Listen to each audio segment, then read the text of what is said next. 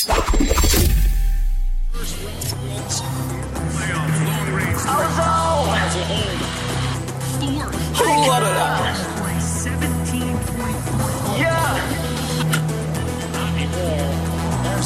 the cameras on me. I'm just living the dream. I'm in love with the lights. This is not just a game. This here is my life. Put the cameras on me, yeah, yeah. Put the cameras on me, yeah, yeah. Put the cameras on me, yeah, yeah. Put the cameras on me, yeah, yeah. Hello, everybody. Live from Koreatown. It's the Brothers Miller, and we are here for the OZone for you.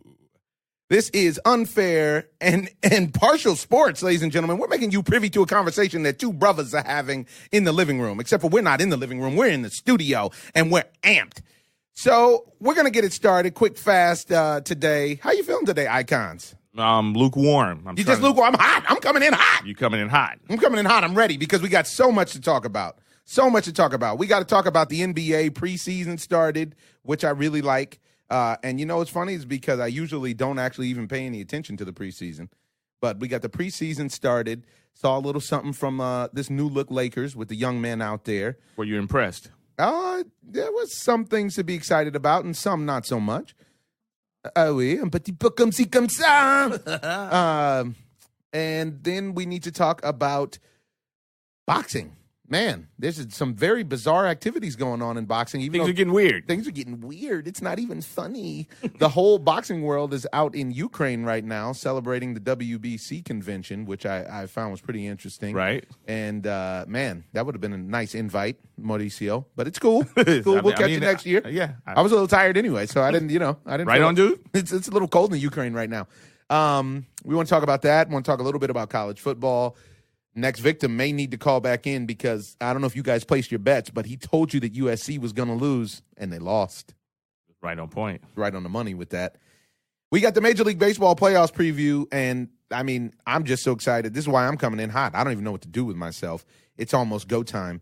But we're going to start off with the NFL. A lot of stuff going on in the NFL right now.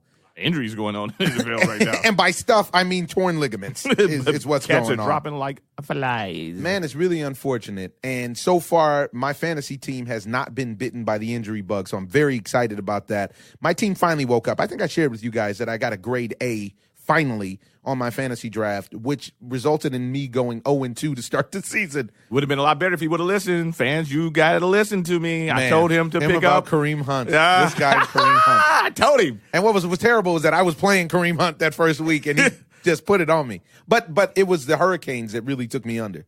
Kareem Hunt took you under. Kareem Hunt took me under, but Jameis Winston and Jarvis Landry didn't play, and I had somebody else on my squad that didn't play because of that.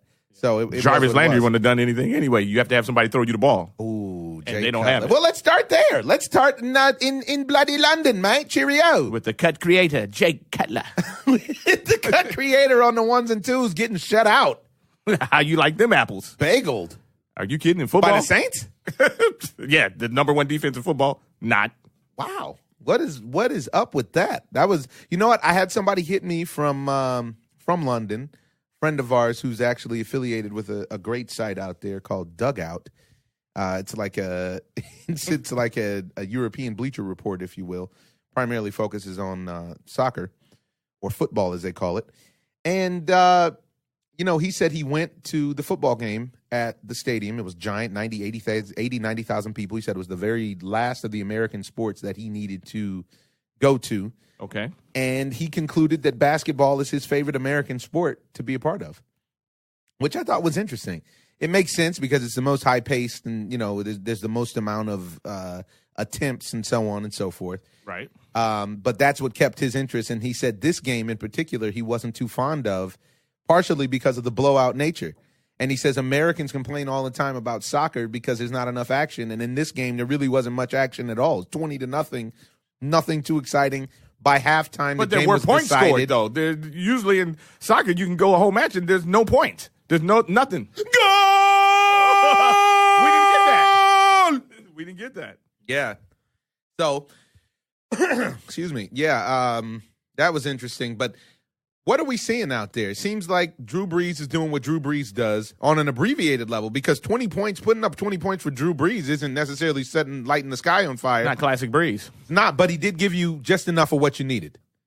Just enough to win. He's a winner. Which is Drew Brees. Yes. Classic Brees. But it also speaks for the Dolphins' defense, in my opinion. The Dolphins' defense isn't the problem. And you know what? That's still, the jury's still out because the Dolphins' defense hasn't been tested yet. I mean, even going against Drew Brees doesn't have the weapons that he normally has. Like Willie Snead wasn't really back yet. Willie Snead didn't even play. Willie Snead was suspended for the first few games, and now he's coming back. So I need to see the Dolphins get battle tested against a real squad because their defense is ranked pretty nice. It's in the top 10, I do believe, but I don't think that they're really a top 10 defense. On paper, they have all of the. They have it all on paper. There's no reason to not believe in them defensively. And I even believe that with that high-ranked defense, you're still not going to win many games because you don't even have a game manager in Jay Cutler.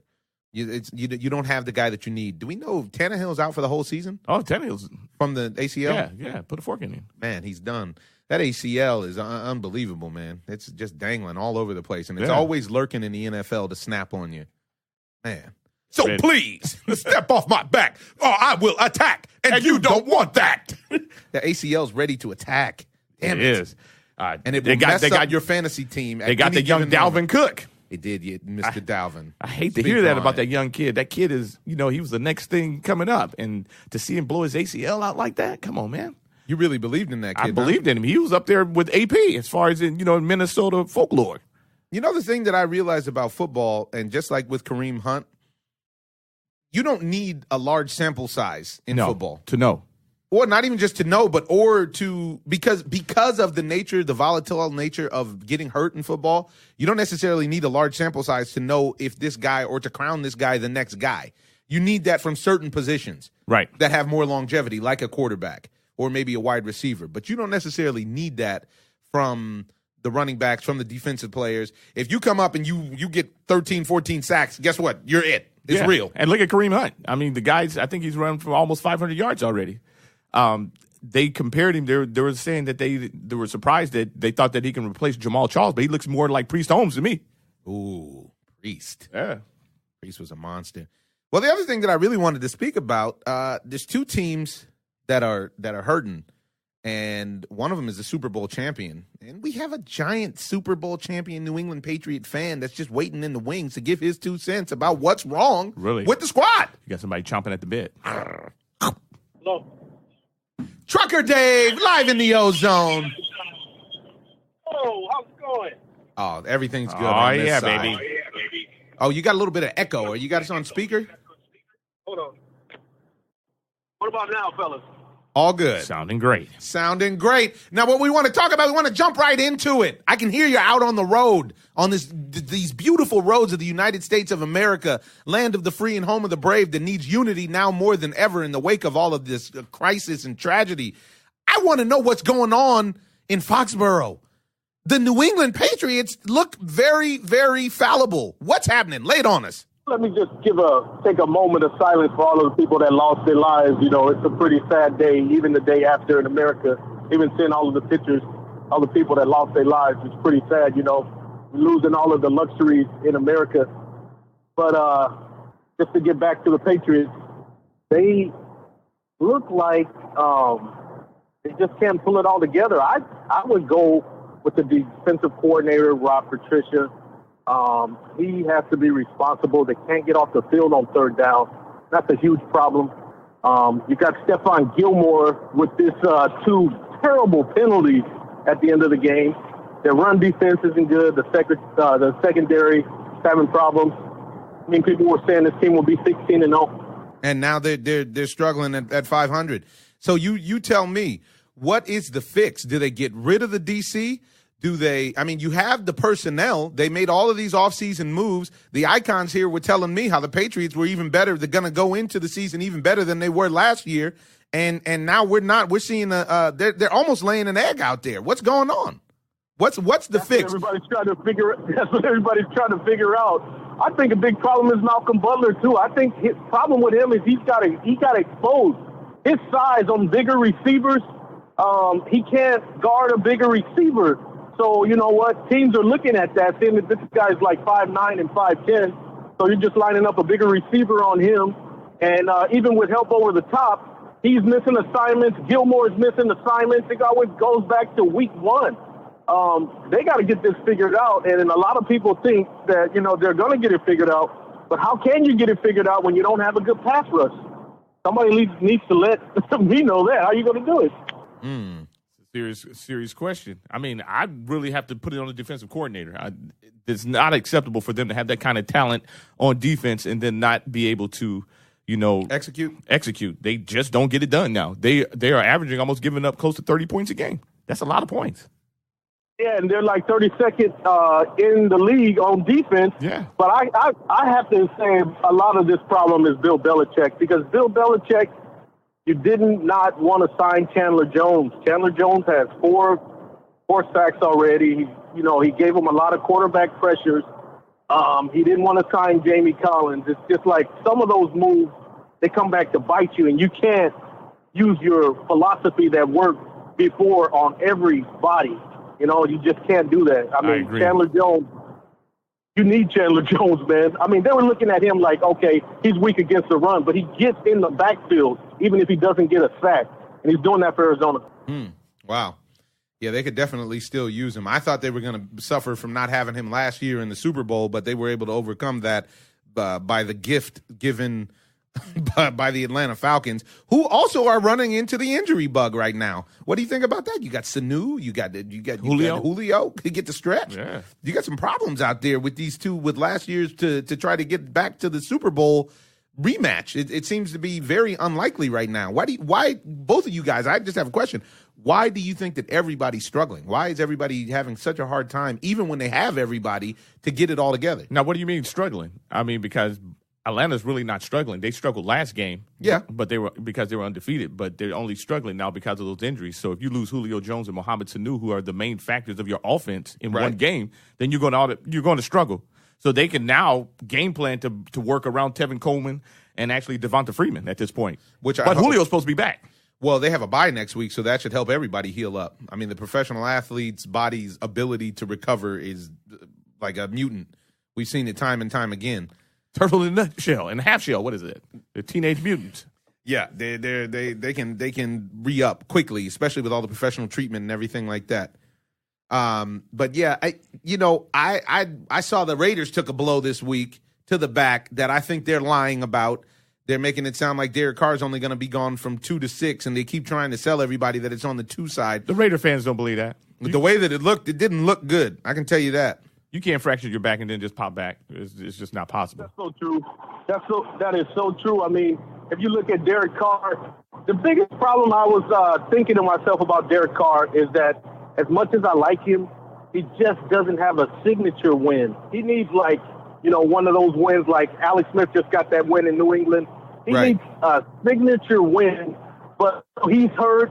And I think that's the same problem with Julio Jones. Julio Jones, in my opinion, could be one of the best receivers to ever play the game if he wasn't hurt and if they used him the right way. Right. What do you think they need to do to, make him a little bit better and let him be able to touch the ball more? He touches the ball. They target him a lot. And he's always double or triple team. I mean, just hike the ball and get him the ball. Use him on reverses. Use him anyway until you show me he's kind of has the Shaquille O'Neal effect. Until you show me that you can stop him, I want to keep giving him the ball. You know what I mean? I'm not going to stop getting Julio Jones the ball. But you know what? The injuries have, last year turf toe, this year hip injury. There's always something you're like, wow, what happened to Julio Jones this week? I mean, that shows you football's a tough sport, from ballers. Yeah, I know even just from being on set, let alone from actually taking some hits. But it's real, man. I mean, that was a spear that we saw with Derek Carr last night. It was just a spear with a knee instead of with a helmet. I think it was a 2-piece because, when he got hit with the knee and then your man grabbed his head at the same time. Not the kind of head you want to get. Yeah, that's not the one you're looking for. When you're looking for. It's just a bad situation. One thing that you see from guys like the Aaron Rodgers of the world and like the Russell Wilson, maybe the best example, even Tom Brady, you see these guys keep themselves out of awkward positions physically to get hurt. Sometimes you have to recognize, hey, you know what? I just got to take this sack. And I have to take it in a certain way to go down before I get that knee to the back. And I think or that's this and the other. a youth issue because the young guys feel like they can do more than what they, We saw it with RG3. Yeah. He just didn't believe the fat meat greasy. Yeah, he didn't believe that Nada could catch him, and Nada said, yes, I can catch you. And I'm going to ruin your career. I'm going to mess up your career and give you this torpedo. Yeah. I'm giving you the helicopter. And he never recovered from it. Yeah.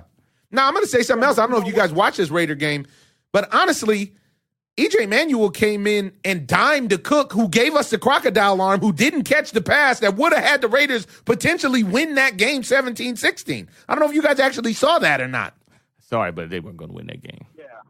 You can't say that just because, I mean, obviously they didn't win the game. But if he catches that pass, they're up 17-16, given an extra point, which no longer is a given. But they're that's what I'm saying. You up look at all the variables.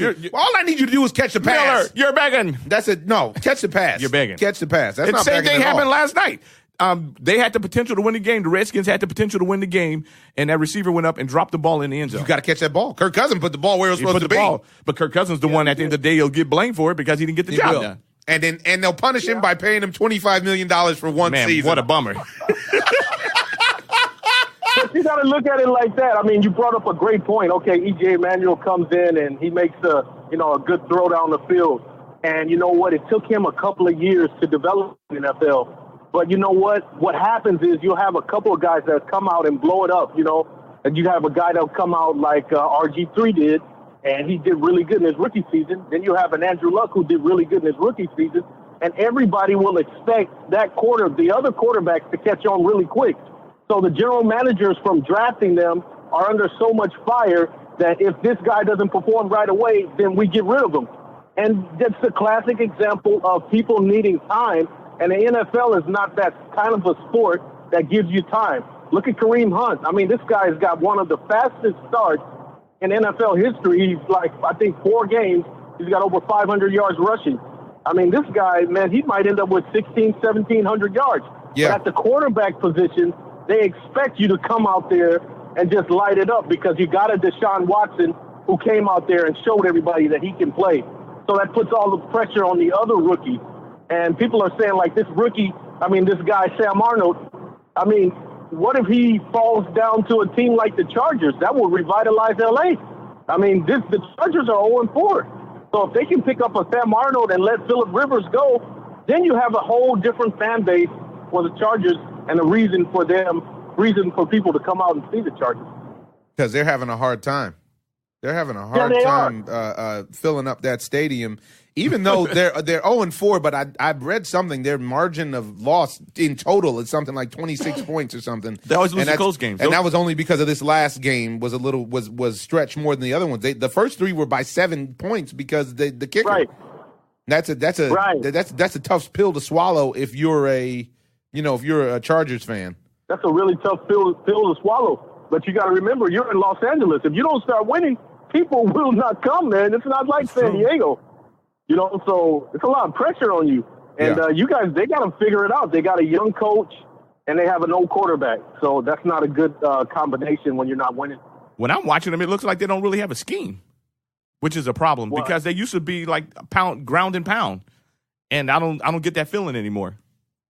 Yeah, you don't get that feeling anymore because you stuck with guys that are older now, like Antonio Gates, and and the individual accolades that they celebrate for all these guys, and you hear more about this person catching this pass and passing this person on the chart and this and the other than you actually hear about. Hey, the fans aren't coming to the stadium and the team is not winning. Right, you are not going to be able to play in Southern California sports without winning. It's just not going to happen. And the Rams are doing the opposite. Too many other things to do, and the Rams are trending upward.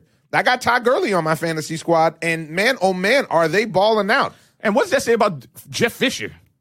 He had that kid last year, Golf, on the bench, and he would not that kid, Golf, looks good. As a matter of fact, we got another caller who's waiting in the wings right now. He's lighting my phone up. I think we got Cowboy Kev. Hold on a second. Let me click him in. Hello?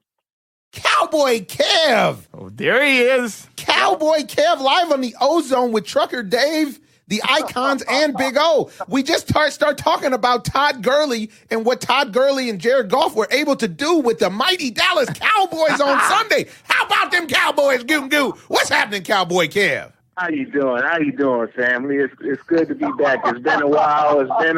You always welcome in the ozone. You never call in until it's football season. Hey, I missed y'all. It's been a while. You ain't had me on for a while. I know. It's second season now. Dak and Zeke, they're sophomores now, and all the hype is gone, and so everybody, they're thinking we back to the old Cowboys, but it's still early. Don't relax. Don't get too excited. The Rams are pretty good this year. Yeah, they're not the team they were last year. They, with the new young coach, they got some a new excitement over there. They're using Gurley the way they should be, and I expected this to be a good game going in, but I think that was one we gave away. I don't think that you could have done anything about that. Todd Gurley is like, you can't even put a label on this dude, man. He's like a Le'Veon Bell, maybe a little bit better than Le'Veon at this point. Yeah, but you still our defense is suspect in my opinion. We got a lot of gaps that need to be filled, but still they had to kick 7 field goals to still win a game. So it wasn't like Gurley just killed us. The defense did enough to Gurley killed you, put us in position to win the game. Offensively, we didn't make the adjustment second half and basically got shut down. The 6 points, that's unacceptable. Let me tell you something. Todd Gurley had 23 rushing attempts with 121 yards, 8 targets for 7 receptions, and 94 receiving yards with a touchdown. Todd Gurley killed you. Todd Gurley killed you. I mean, that's good money. Ezekiel Elliott, he didn't have as many rushes. He had about 60 receiving yards as well. I just think, the second half, they made the adjustment. We didn't make the adjustment. So it comes back to coaching again. Yeah. You guys know I'm not the biggest fan of Jason Garrett. I just think he can't get us to the promised land, and there's a consistent inconsistency every year. With last year was unexpected. Just Dak the Zeke combo just came out of nowhere, and nobody really had a chance to really study them. But now you got tape to kind of study them, and everybody played okay. They didn't play that bad offensively, but I think, Dak is still settling in. He's got to understand sometimes he stays in the pocket too long, and he can tuck the ball and get 10, 12 yards easy when he's trying to force the ball to, Jason Witten or somebody. And once he makes those decisive moves, that's going to open it up even more. Who did look good was Dez Bryant. Yeah, but they're having a problem, too, because him and Dak aren't on the same page because he's trying to force the ball to Dez now. Dez doesn't have breakaway anymore. No, but I saw Dez underneath when the game was tight. I saw Dez making moves. What were you going to say, Trucker Dave? Well, I was just going to say that, you know what, like with Dez Bryant, they knew, like Kev was talking about, before the season even started, they had problems on defense. So they drafted Taco Charlton. Oh, Taco Charlton. But you know what? They got this guy Lawrence, who's leading the league in sacks right now. And what can you? Yeah, he's doing a great job. So what can you really say? But these teams have to have time to develop. None of the fans have patience anymore. If you don't come out and just win the Super Bowl, everybody just wants to throw you under the bus. That's the key goal. That can win you Super Bowls. So, hey, your future is good. You have your quarterback. You have your running back. You have to address your secondary, and you have to address your receivers. You guys need a breakaway receiver. So I would trade Dez while Dez is still good. Even though he doesn't get that much separation. But I would trade him right now. I agree with you. Also, I don't think they some of the routes they have Dez running, I don't think they get him into a route where he can get some open space. Towards the end of the game, they ran routes more where they had him coming about slants over the middle instead of just, trying to send him straight out and just throw it over the top all the time, because that hasn't seemed to work. The cornerbacks are going to be physical with him, from the snap. And so I think they got to mix it up a little bit as well. But Cole Beasley and Williams, they're solid receivers that I don't know. I don't think they mix it up enough to really use all the weapons that they do have. Yeah, that's true. I mean, but Dallas is trending upwards, though. I mean, where could you go after you had a season like last year, but down? They're 2-2. They still got a great offensive line, but they got to show that he can get. You need a receiver that can stretch the field because they're starting to load the box now. You don't see Ezekiel with those big numbers like you saw last year. It was the same thing that happened to Todd Gurley. Yeah, they make adjustments, and if you can't make the adjustments with them in every professional sport, this is what makes it the big leagues. No matter what it is that you're playing in, you got to be able to make the adjustments. Right, they exploit your flaws. Those are the moments, though, where I think that he has opportunities to tuck the ball and take off and get 12, 15 yards. And, there was one instance last game, he tried to force one in the end zone to Witten, and he had the whole field to run for a touchdown himself, and he ended up overthrowing it. There's plays like that I think he's been kind of indecisive on, and he ends up either overthrowing the player or dumping it off to somebody short, and you end up in a long third down situation that you end up not getting anything. Well, wouldn't that be play calling, though, from the offensive coordinator? Well, maybe it would be me because, I'm still down here on the knee. I could use a little help getting up. Come on, boy. Come on, help me out. Or you can call Texas Rex Tillerson. and I could bring out some cattle. And some T-bone steaks. And some Angus beef. Maybe we need more beef up front is what we need from Texas Rex. We definitely won't send any out to Puerto Rico, but we can get some down here in Texas. Thanks, Rex. We'll see you later. No problem. Now. He went down to Puerto Rico, and he's addressing their needs. That's like what we need to do down here in Dallas, and we got to get back to winning. Hey, that's a whole nother discussion. We don't get it together. Oh, my we don't goodness. get it together. God bless our country, and God bless the Dallas Cowboys. Thank you very much. All right, fellas. Well, it's been great having you guys on as family in the Ozone. I really, really appreciate the insight. Trucker Dave, where are you in this great wide country right now? Well, I'm just passing the nation's capital. Oh, and really? I was surprised when I went under the tunnel that I had reception. It's a beautiful day out here in Washington. Beautiful. Wow. I hear the East Coast is all lit up right now, and it's about to go down because in a couple hours, the Major League Baseball playoffs start, and there is nothing like October baseball, and the Nationals are primed to make noise. Who do you got, Minnesota against the Yankees? I'm going to tell you the truth. We're going to cover it in a little bit, but I don't think this game is potentially as cut and dry as everybody thinks it is. Everybody just thinks the Yankees going to stomp on Everybody them. thinks the Yankees are going to roll them, and I don't like the idea that Miguel Sano isn't playing. The big third baseman who I have on my fantasy team isn't playing for the Minnesota Twins tonight. He's been hurt, but Ervin Santana has playoff history, and he's a big-time pitcher. Yes. And Lou Severino is a monster. I'm talking about his stuff is dirty, nasty, filthy.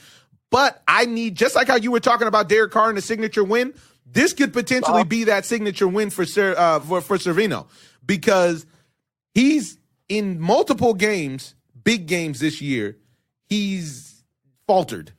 And he puts the team in a position not necessarily to lose, but he isn't lights out like he is in other games that don't have the same high stakes. Games against Toronto, games against Boston with Chris Sale, games against other marquee pitchers. So on paper, the Yankees definitely should win this game, especially at Yankee Stadium. But I'm anticipating a good game. Right. Well, I'm going 4-3. You're going 4-3 Yankees? I'm not going to put it. I'm just saying the score is going to be around 4-3. I can't tell you. You like a 4-3 game? I just like a 4-3 game, like a 4-3 defense. Hey, don't forget about the ladies tomorrow, man. I watch Game 4, man. Man, we need to speak on them Sparks. Against Minnesota.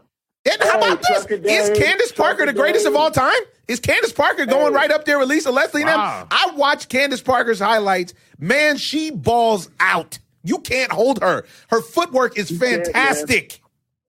And they're great on the gotta road, say, too. I gotta say, I was at Game 4. Oh, nice. I was you disappointed. Highly What happened? disappointed. You're at home. With Gotta a close chance it out. You gotta close it out. And the Candace Parker you talk about, she was nowhere in the building. She wasn't to be found. I saw the highlight. I didn't get to see the whole game, so I could be speaking with forked tongue. But the highlights that I saw, she put in work. Minnesota was on the glass. Minnesota beat them up. They bullied them, right? They got the offensive rebound, and the Spartans couldn't get a rebound. They were turning the ball over. They had no energy. It just, I don't know. You would think that they would be excited and pumped up to win it at home, but this is the same thing that happened last year. They ended up winning it on the road. So it's not like you can't.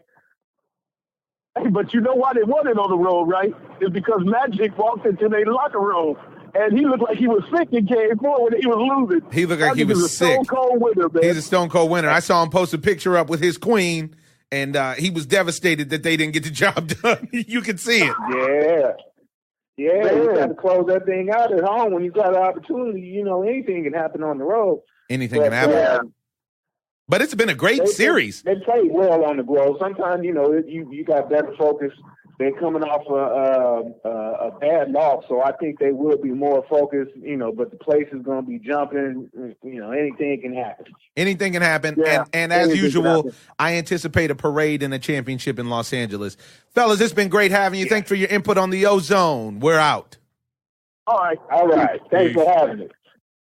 Lively discussion, ladies and gentlemen. A great discussion on the Ozone about the state of the NFL. Man, this is going to be interesting to see. I mean, nobody really spoke about the Chiefs, and I know the Chiefs are your faves. They pulled off that dub. What Chiefs are real, man. They are very much so real. It seems like Alex Smith has turned the corner. Well, I don't even think that it's him turning the corner as much as it is that kid that they have sitting there and laying in weights to take his job. That always helps you out. That always helps you turn the corner. That's motivation. Turning them. Right. I still felt like he didn't do enough to get to stretch the game out because they never really look deep. Even when Josh Norman got hurt last night, they didn't. For some reason, they don't. It seems like they're scared to let Tyreek go over the top nowadays. I don't understand. Yeah, and I'd see Tyreek. Literally, if you see a guy like him who keeps cutting across the middle and catching passes, you see a guy like him getting hurt, because he's not a big guy. He's a burner. So, he has burners. So you don't usually small guys like that, you don't have them running across the middle like that and take those kind of big hits. And I saw him take a couple of big hits.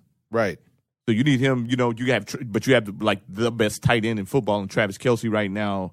And you have Tyreek Hill, and you have this kid, Kareem Hunt, that can come out the backfield and catch and everything else.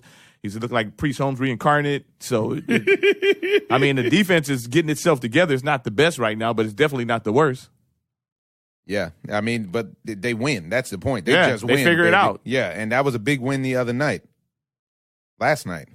Yeah, that's a good point. Another good point is that clutch college prediction that came through from Next Victim, who not so surprisingly is on the line to gloat. Let's hear what he's got for this week. Next Victim. Cracking. Live in the Ozone. Talk to me. I see you came through clutch one time. So how did you know USC was going to come up short? Man, first of all, thanks for having me. Y'all better roll with me, nation. I know my picks. I went like 5 for 6. But how did I know? SC, we talked about it. Sam Darnold, he's clutch, but the previous game the week before just didn't seem like he had it. The confidence wasn't there. And going to the Pacific Northwest to go play any game, whether if it's college football, NFL, baseball, it's tough to go up there and play. It is so tough to go play up there. So I had to go with Washington State. I like the young guns. They play ball. They spread you out. The team is fast, and they just got heart. And once you get into the top 25 rankings, it's like a certain confidence for these college kids. They feel like they can do whatever. They just turn into Hercules and just, the muscle is there. They strong. Yeah, and if you have the proper guidance, they can accomplish anything.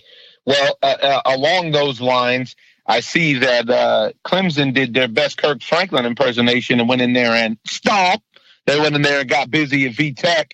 But I want to talk about what's coming up for this week. What do you like in college football? What are the big games, the trends that you like, that you think we need to look out for moving toward that also important Fiesta Bowl and all the national championship games, which will be here before we know it? Ooh, it's going down. Like I always say, college football this week. Not too many real big games. Not too many real big games at all. We got the favorite, the number 1 Alabama, going to Texas A&M. We know how that's going to turn out. Yep. I guess the big rival game would be the Michigan State Spartans going against that mighty big blue and gold, the University of Michigan. That will probably be the biggest game this weekend. I told you I went to a game out there. Oh, yeah. I couldn't believe it. It's so many kids. The whole town of Ann Arbor comes out for these games. Yeah, it's unreal. You go to Lakeville. It is. You go to this place called Zingerman's Deli. You get a big fat salami sandwich, a big deli sandwich, and then bam, you walk over to the stadium. It's unbelievable. Unbelievable, right? I want that experience, and not through you. I want to be there. Tickets are available. As it should be. Who you got in that game? I got to go with Michigan State. Michigan State is, again, I said it last week, when you play the right style of football, you win. When you play that strong, this is that Big Ten conference, when you play that Big Ten style, old school football, you win. I like Michigan State. I like the hardball guy, but I got to go. When you lose to Florida early in the season, you're not ready for this type of game yet. So you got to get them kids prepared. Got to be prepared. Huh. Now, I got a question for you.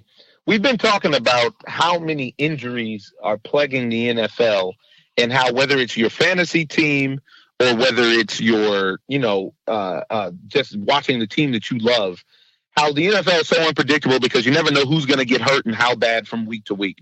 Why does it seem like college athletes, despite some of them playing both sides of the ball, get hurt less often? What do you attribute that to? That's a good question. I don't know.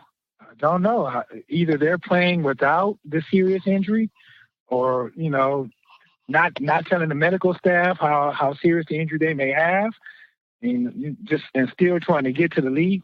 But I don't know. I don't know if it's that because you still have to perform, and when it comes to football, isn't the kind of game that you can nurse an ACL tear. You can nurse a sprained ankle. You can nurse certain injuries. But the kind of injuries you see in the NFL, like this past weekend, we see a guy broke his sternum. Derek Carr got speared with a knee in his back and fractured his back. You see injuries that are insane. Is it just the matter that these guys are that much bigger, that much stronger, moving that much faster? Or is it a technique thing? Like what? Or is it an age thing? Is it the idea that when you're 20 years old, you actually can get hurt and bounce back faster than you can when you're 26? I think it's that you're younger, and in the NFL, everyone can play. Everyone knows how to play the right way. In college, the 4 years or 5 years that you're there, you're still trying to, say there's 52-man roster. You say you got 22, 11 on offense, 11 on defense, starters. Those 11 are the ones or those 22 are the ones that really know how to play. They're playing every down in each and every play. But you still want to groom them for the 2 or 3 years. So you still learning actually how to play at that next level. So I really think that I think the NFL said, hey, give me the meal ticket and I get my finger cut. Hey, I'm sitting on the bench for 4 to 6 weeks. Pay me. I got a family to take care of. So pay me the meal ticket while I ride this pond with a broke finger. Wow. Well, that's a good point. All right. Well, who else you like in there? You said not too many crazy big games. Like I said, I admittedly don't follow college all that much. I catch a game when I'm at the house, when I'm nursing one of my injuries. Or if you in Ann Arbor. Or if I happen to be stumbling through Ann Arbor. But we also got college basketball rankings came out. College basketball is about to start up. Who do you like in college hoops? Man, I got to roll with Michigan State, boy. Oh, you sound like a homer for Michigan State. You're not even from Michigan. What's going on here? Man, I like Spartan up. You know, we Spartan stand together. From San Ho to Michigan State, you got to stand with them. So we Spartan up. But the reason I like Michigan State is basically Irvin Magic Johnson, greatest point guard, greatest Laker ever. So ever since then, wherever he go, he's from Michigan. I got to roll with Michigan State Spartans. And for the college basketball, Duke is at number 1, of course, but Michigan State has a bunch of returners. And Miles Bridges, the kid was a freshman last year. He had the opportunity to come to the NBA this year. He decided not to. He had his dad in his corner. His dad wanted him to stay one more year. He will probably be the number 1 draft pick coming out next season. The dude is about 6'7", 6'8". He's a left-hander. He's inside. He's outside. He got the entire package. And he's coached by one of the greatest, Tom Izzo. So I got to go with Michigan State, and I'm calling it right now. Ozone Nation, roll with me. Michigan State will win the national championship. Wow, that's a big statement before the season. Jeez. Well, there it is. There you have it. We got some NBA preseason popping, but we'll leave that because it's not sizzling up just yet. It's time for baseball. Want to get your pick because we're laying out ours. Who do you like in this round-robin tournament of Major League Baseball to get to the World Series and win it all? Who are you taking since your Angels are out? I like the Twins tonight. You like the Twins tonight? Interesting.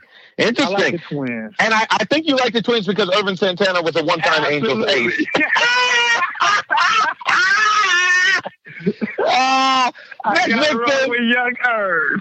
Next victim, always welcome in the Ozone. Thank you for your expertise and thanks for that shock pick with USC last week. We'll see what happens this week in the Ozone. Thank you for having me. Have a good one. Well, I want to move on to the sport of boxing, and it's such an interesting situation that's going on right now. First and foremost, we have to say goodbye to a wonderful champion. Andre Ward retired, and we didn't give him his proper due in the Ozone, not because wasn't right. We ran out of time, and he retired to not necessarily much fanfare, but it needs to be understood what it is that Andre Ward did in the sport and brought to the table. For one, what he did is he brought integrity to the game of boxing. If you've watched any of his HBO specials before he fights, they chronicle his family and his past, and he had abuse problems growing up, not him, but with his parents. And he decided at a young age that he was never going to be like that. And he decided that he was going to raise his family once he had one with Christian morals and values and to stick to them. You never hear about Andre Ward out drinking and in the club and so on and so forth. Or causing confusion or any of that. Or talking crazy to people. He's ready for every fight. He's respectful even when his opponent is disrespectful, and he really did let his fist do the talking. And he went in there. He was an underdog in the Super 6 series, which, by the way, is a series they need to bring back. I just read that they're going to put it in place for the flyweights. You think? I think, yeah, I just read something where they were talking about putting a Super 6 in place for the flyweights. But he went in there, and Andre Ward was not the Andre Ward that we know now, Brand Jordan fighter or anything like that. He was just a dude representing Oakland that came out and, with heart and beat up all of those guys. He beat up, I think it was Frock. Let me look at that. Carl Super Froch. 6. Yeah. But it was a nice. Even your boy Glenn was in it, wasn't it? Hold on, I'm going to read them all out because it was a beautiful. That was a beautiful boxing. That was a beautiful boxing event, and it took place over time. And I felt like people didn't really, didn't understand that you need to allow time for something like that. Just like the same amount of time that you're allowing for all these fights to happen anyways, right, except for they're happening in a forum kind of scenario. You had Andre Ward, Carl Froch, Arthur Abraham, who was a stud, Glenn Johnson, let's not even talk about the kind of pressure that Glenn Johnson put on people. And he was a replacement for Michael Kessler, who withdrew, but he lost in the first bout, and then he withdrew after that. He lost to Andre Ward. Andre Durrell was in there, AD's brother, Anthony's brother, and a cat named Alan Green was in there, and Jermaine Taylor was in there. This was a serious tournament. Jermaine Taylor, I haven't heard. That's a blast from the past. Man, and I hope the brother gets better because he was having some mental problems. He really needed some rest, and he needed to get himself together because he was riding around with firearms and so on and so forth. Right. But what ended up happening is that Andre Ward walked through the tournament, and he then in turn put himself on the map. He went on to wonderful victories against Chad Dawson and other guys who were bigger, like how he handled Kovalev. And one thing that I really appreciate for the champ is that he went up, he had no complaints, he did his work, and then he retired. I don't anticipate Andre Ward to be the guy that actually comes back 3 or 4 times and all I think this, he's that, and the finished. other. I think he's finished. I think he recognizes the dangers of the fight game. Yeah, and he then got his after that- money. yeah, he now- doesn't live extravagantly. And you saw that last decision, and that might have just taken him over the top. I didn't even think about that. Yeah. That's a great point. Yeah, because he's probably saying, you know what? Why am I risking my life and everything for that? I mean, it's not fair. That's a wonderful point. This is the danger of these bogus decisions. Yeah. It makes other fighters say, what am I doing really? When I get my money, I should probably just wrap it up because I'm out here risking my life and it's obviously not being respected and it's being called from a higher level on a political standpoint. Exactly. So the moment that they decide that I'm not the guy is the moment that they can turn off my spigot, basically. Right.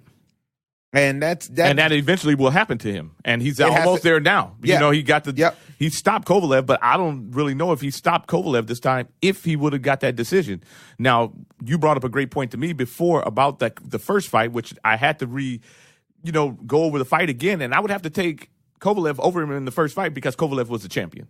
he was a champ. Yeah, he didn't do enough. The champ put To him on his take the back champ's belt. and to take the champ's belt. Now I wouldn't, but I don't feel like with boxing the way that it is that he would have got a fair shake if he wouldn't have put Kovalev out. You know, I'm just happy that he's leaving the game with all of his faculties. that's awesome. He's actually a good announcer. If you go on ES News and you ever listen to them talking to Andre Ward, if you go on any of the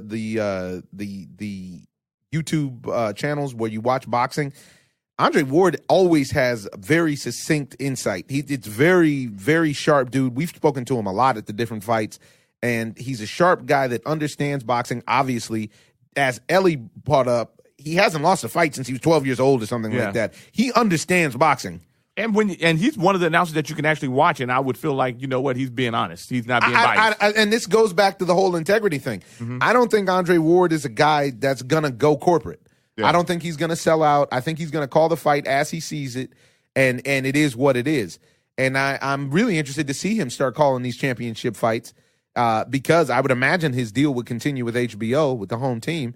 But I just wish him the best, man. I can't wait to run into the champ again. We always seem to run into him in cool places, and he's always a positive dude, always with a smile. Really happy for him, and happy he's retiring in tip-top condition and going on his out terms. On his terms, and at the top of the pound-for-pound list. Yeah. He retired as the number 1 fighter in the world. Because, usually boxing, it seems like they get you over the barrel a little bit. You got to take a couple of fights too many.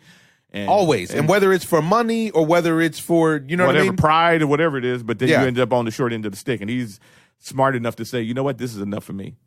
Right. And honestly, with a guy like him, even if he walked away and came back, he hasn't taken that much punishment like that where you would feel like, oh my God, please don't come back and get killed.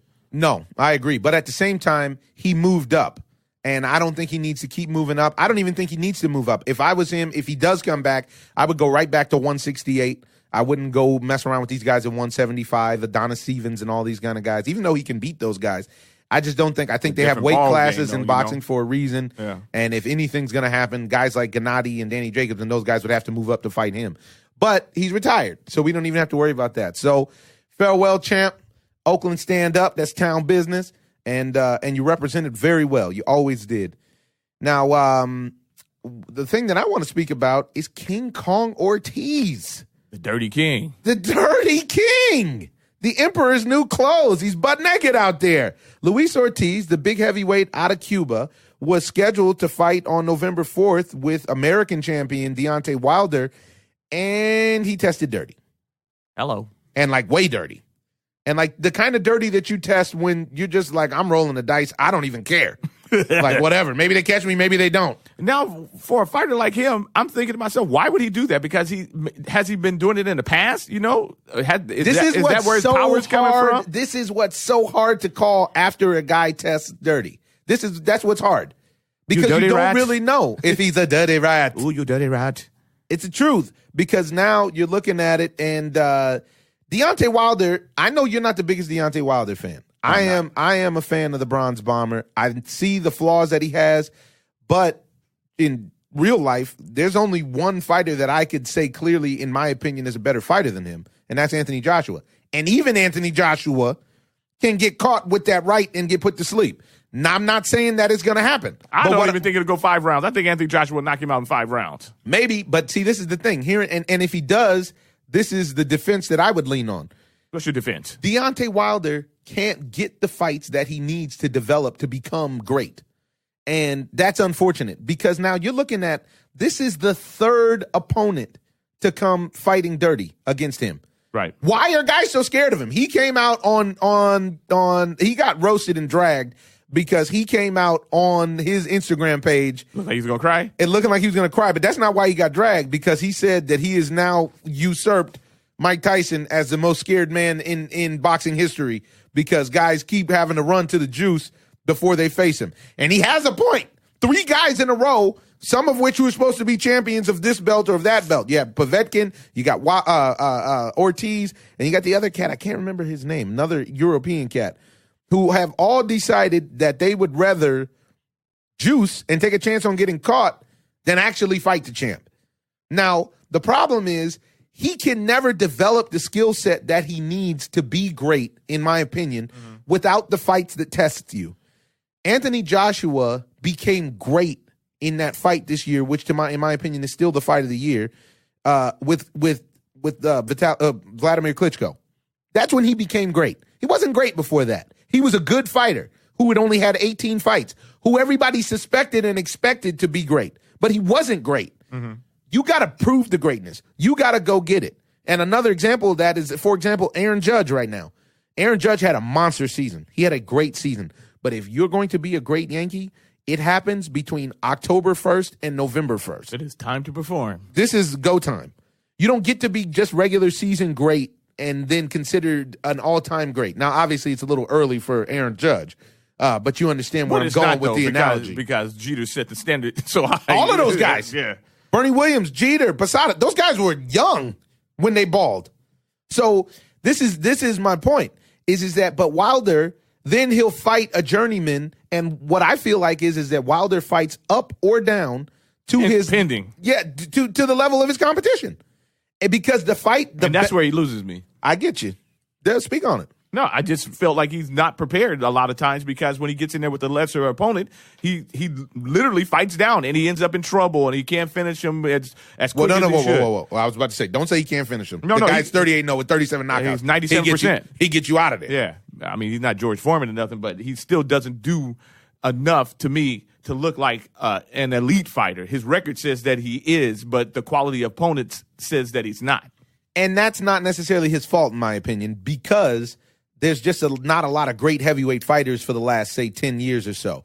But the heavyweight division is terrible. Yeah, exactly. But it's coming back, and he's a big reason for it. Why you getting in there? Now, I'm not ready, bro. Okay, I'm still too jiggly. I'm not ready yet. No, I can't take a body shot. And so then when I go and look at the situation, his greatest fight, in my opinion, was the fight where he captured the belt, which was against Bermain Stiverne, the Jamaican champion, who was great. And the only thing that marred that is that Stiverne had a medically documented issue that was his, that he had that situation where he overtrained and his muscles broke down into his blood, blah, blah, blah. So late he couldn't perform. But that's not on Deontay Wilder. Deontay Wilder stepped up to the challenge. He did what he needed to do. Now, the problem is since that point, he's fought a bunch of dudes who are not on the higher level. Not because of he's running, but just because there's not anybody else he can fight. He fought the guys that he's looking to fight to improve.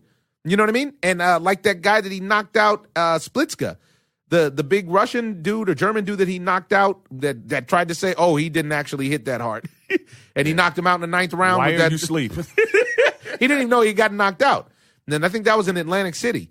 And so, he fought that guy and he fought a good fight there. But then you watch him against like a Gerald Washington, you watch him against a journeyman and he struggles. And he struggles. But and then you get him out of there. Yeah, but still, you think to yourself, you can't struggle like that against AJ. Yeah, exactly. You can't struggle like that against AJ. He's going to get you out of there. But the problem is that when you have a situation like this, now Louis Ortiz didn't doesn't want to fight because he wants to juice. Deontay Wilder went as far as to say, I'll fight him anyways. And part of that problem to me is that this has to be messing with his money. Yeah, that's what you're talking about. Millions of Mauricio dollars said now. the same thing, though. Mauricio came out and said the same thing. Really? I watched a video on YouTube about it yesterday, and he said that, they're actually playing with his money because he can't fight.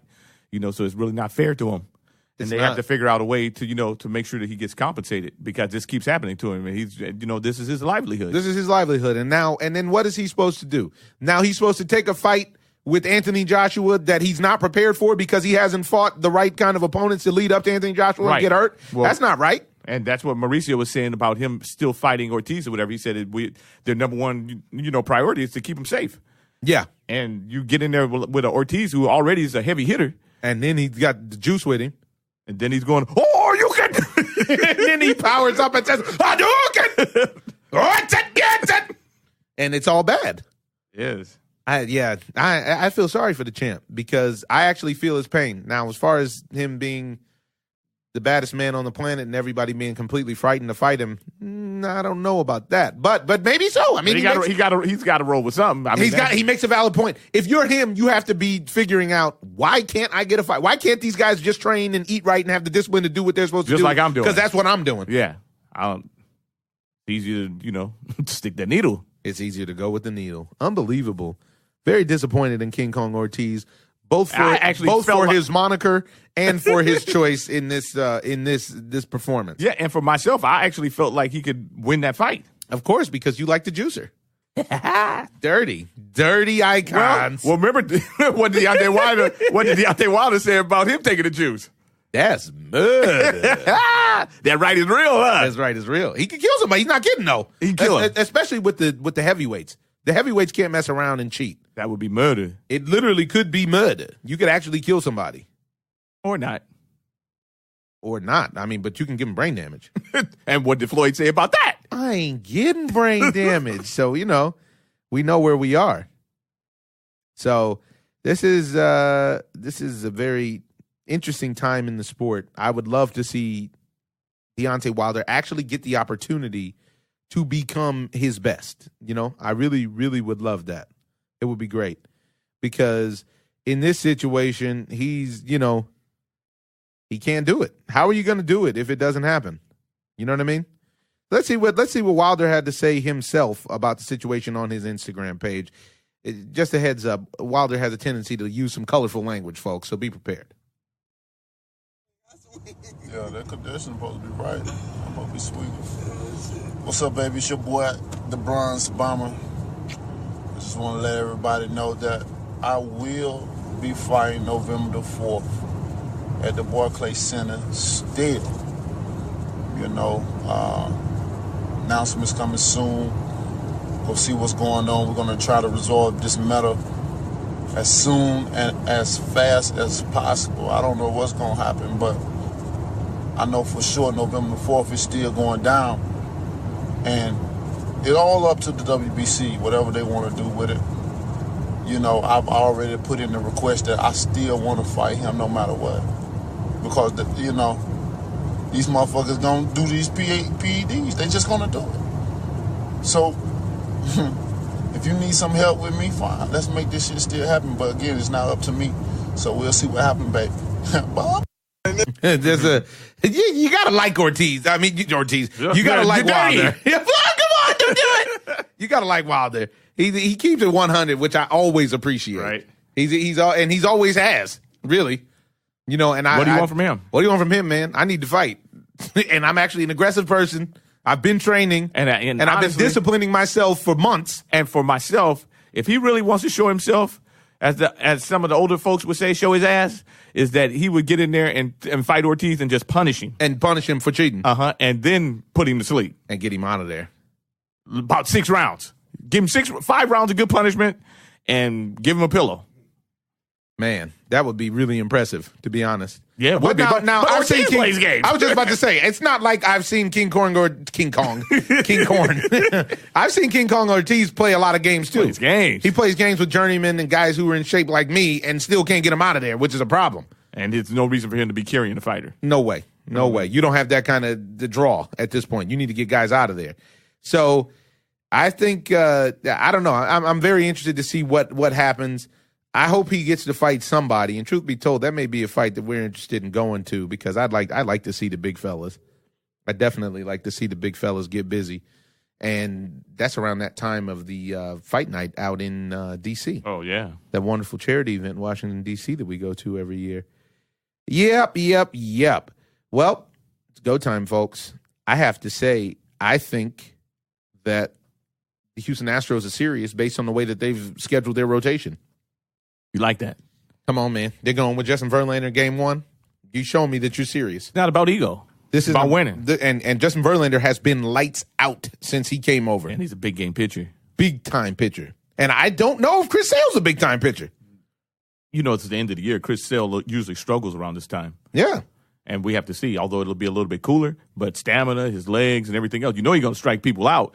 But how can the Red Sox react after, if they get down? Because, I mean, honestly, they don't have the thump to get back in the game with the big 3-run bomb that most of these other teams carry.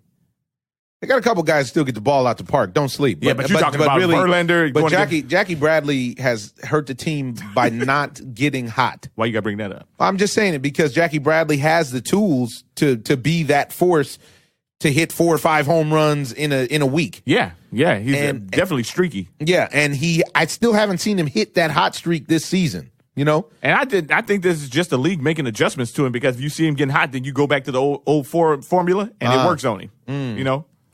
And so he's, like a guy like Tanaka that you would face, who we talk about all the time. Tanaka will stay in the dirt. He refuses to give in. I won't throw strikes. And guess what? I'll walk in runs before I give in with the cheese. Yeah, and you swing at it because you're saying to yourself as a hitter, there's no way he will It's walk. 3-2 with the bases loaded. He has got to throw me a strike. And he says to himself, no. You know what? I'm going to stick with the splitter in the dirt. That's what you need right now. Taste that. And then I say, yes, I do need it. I'll take the strikeout.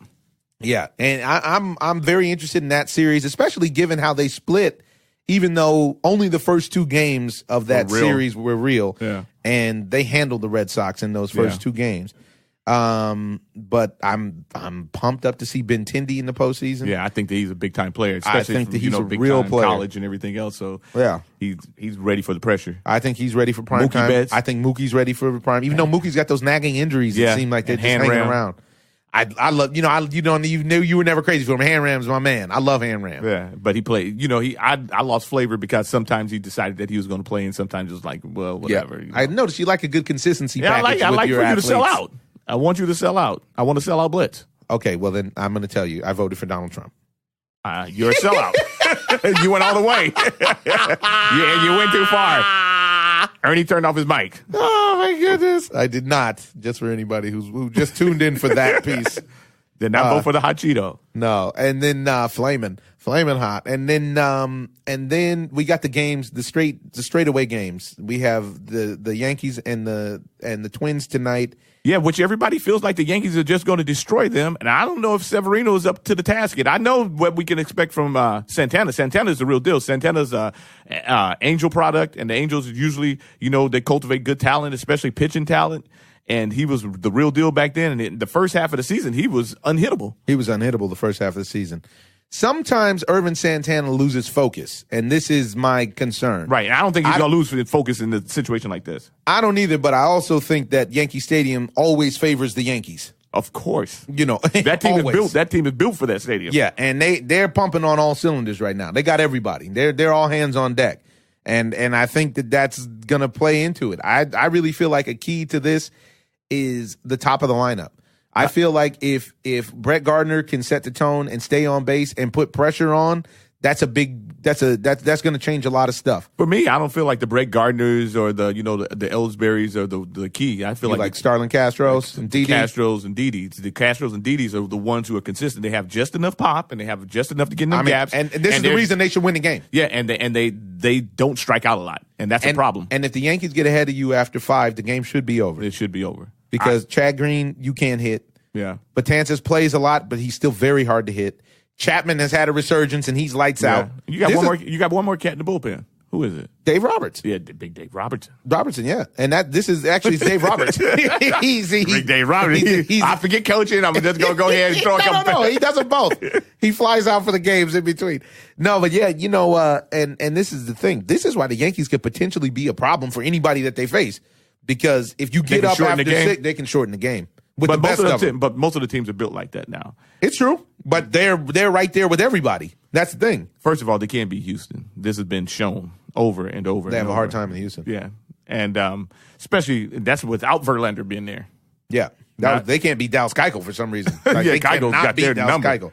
And they got Tanaka's number. Yeah. And especially they beat them at Yankee Stadium. Yeah. A couple times. Yes. A couple times. So you're going with the 4-3 game. You don't know who's going to win. Yeah, huh? This game is really a toss-up because I know that everybody's leaning towards the Yankees, but Minnesota has enough firepower to win too. Paul Molitor is a good coach, man. He's a good coach. He's a matter of fact, he's an above-average coach. And a guy like Brian Dozier is a problem. And he's a problem. But Brian Dozier has just as much pop as anybody in baseball. In all of baseball. Yes. Including the big fellas. Exactly. He hits just as many home runs consistently every single year. Yeah. I think they need a Brian Buxton to show up. I think they need a Eddie Rosario, a streaky guy like that to show up. And you know what? Their sleepers. Yeah, and that sleeper cell. Who is that kid that plays short for him? That kid is the real deal as well. He's a problem. Escobar? Eduardo Escobar. Yeah. He's been really solid. But what they do too is that they have Grossman, and then they have the other lefty, Max Kepler. So, and they're going to throw Severino out there, and he's going to go against these power-hitting lefties, and Yankee Stadium is built for the ball to leave the stadium, and they have enough to do that. You might see a slugfest, honestly. And this is the issue, is that I don't think that they have the bullpen to stop. No. This is the problem. Yeah, this is why I got to go with New York, is because they don't have the bullpen. Once they get up, they can lose the game in the 8th. And I think that isn't, I think one of the big things is that both of the teams are young. So what can happen is that either one of these teams can be demoralized once they get down. This is true. But I don't think it's going to happen with the Yankees. The crowd's going to be too into it. I think there's too many ghosts in the stadium. There's too much love and magic. I'm going with the Yankees. But tomorrow, I'm actually going with the underdog. Tomorrow, I'm going with John Gray over Zach Greinke. You don't feel Zach Greinke's work. Yeah, he cost me a fantasy. You never forgave him. I never forgave him. Which is a young brother. Which is funny because he actually balled this year. I can't front on Zach Greinke. Yeah. He dealt this year. But I believe, and this is another situation, I mean, I could be just speaking with my heart here because Colorado doesn't have a good bullpen either. But I would venture to say, stick for stick, Colorado can bang with anybody in all baseball. Yes. The biggest thing is that you got them away from the stadium. I don't think so, because Chase Field is a homer dome just like Colorado. But they're not at home. Yeah, they're not at home. I agree with that. But you have Charlie Blackmon and Nolan Arenado that hit everywhere. Every single place you go. And Arizona and don't sleep on what DJ LeMahieu. Yeah, but Arizona has one of the best lineups in baseball too, with JD Martinez in there. JD Martinez may be the best player in baseball. Yeah. So JD Martinez swings a stick, and with man. Paulie Goldsmith, I mean, that's a serious lineup, man. Serious lineup. If they could get AJ Pollock on board, that's going to be a problem. Yeah, they need him. You got freaking Jake Lamb out there, but their bullpen is suspect. Yeah. I don't know. But and John Gray, I think this is going to be the problem for both of these teams against the Dodgers. Even though the Dodgers, in theory, I don't think have put up the best September. But I think that what's going to end up happening is that the bullpen is going to betray these guys. Honestly, I might have gone. The best thing about going with Greinke is if you win, you come back game 1, Robbie Ray against Clayton Kershaw.